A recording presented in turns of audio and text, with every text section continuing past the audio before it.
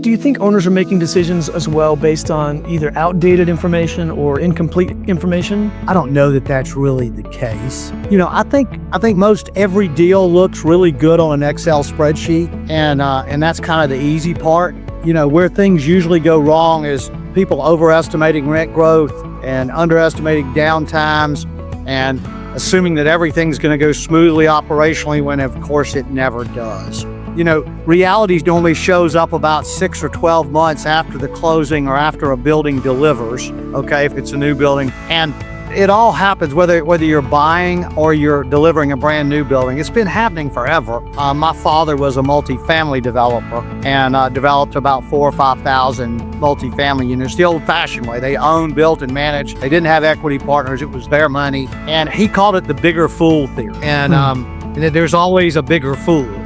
What normally happens is multiple developers will see market drivers at the same time. They'll say, oh gosh, what a great opportunity to do this in this particular geography. And they're in the business of developing new properties. So, that's what they do. Then they go and propose their new building to their lenders, and they pencil rents that will work for them to be able to raise the capital, right? And then they take those pro formas and they go to the lender, and the lender, normally the guy who's actually doing the deal for him is a younger than me, but everybody's younger than me now, but a younger banker.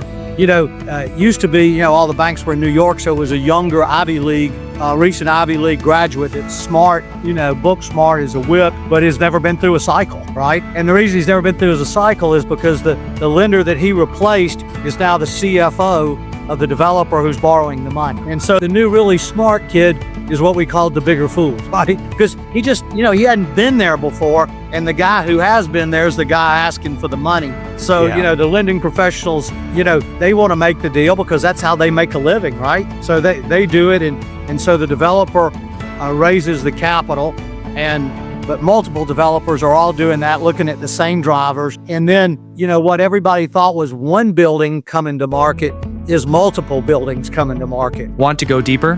Join a Real Professionals network meeting or book a quick 15-minute call with me. Links in my bio.